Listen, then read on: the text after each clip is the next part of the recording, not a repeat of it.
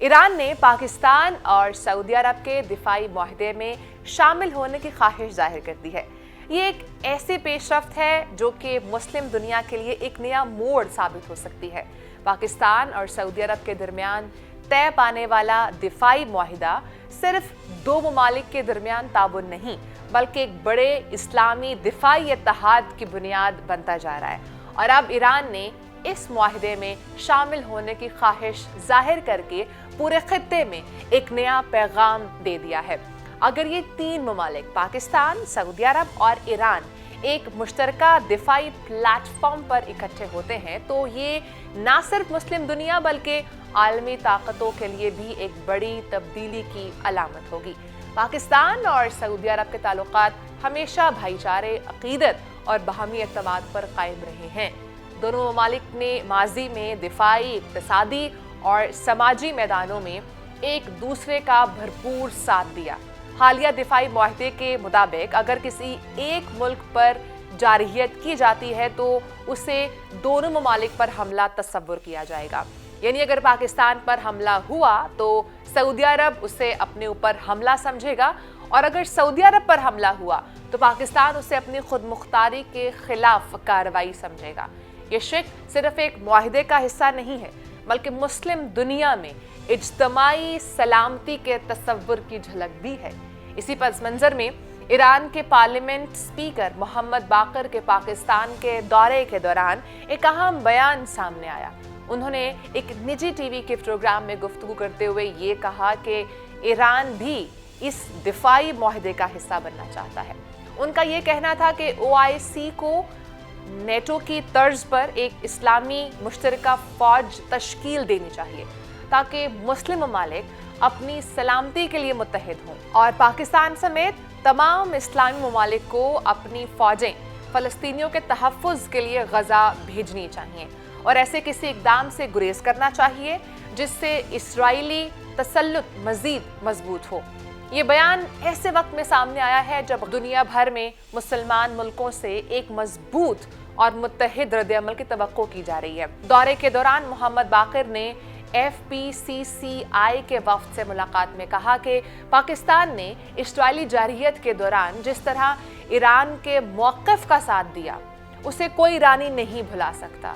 उन्होंने ये भी कहा कि पाकिस्तान उम्मत मुस्लिमा के लिए एक अजीम असासा है और दोनों ममालिक को मेडिकल, तवानाई, बैंकिंग और तिजारती मैदानों में बाहमी ताउन बढ़ाना चाहिए। उनके मुताबिक पाकिस्तान और ईरान दोनों एक ऐसे चैलेंजेस का सामना कर रहे हैं और अगर ये दोनों मुल्क मिलकर काम करें तो खित्ते में इस्तेहकाम और तरक्की की राहें खोली जा सकती हैं। यहाँ ये बात याद रखना ज़रूरी है कि पाकिस्तान की दिफाई तारीख हमेशा आज़्म, जुर्रत और हिकमत से भरी रही है। 1965 की जंग में जब भारत ने रात के अंधेरे में लाहौर पर हमला किया तो पाकिस्तान के जवानों ने दुश्मन के अज़ाइम खाक में मिला दिए। और इस साल की बात करें तो पाकिस्तान फ़ज़ाइया ने दुश्मन के 8 ट्रंप के मुताबिक जंगी तैयारे तबाह कर दुनिया को हैरान कर दिया है।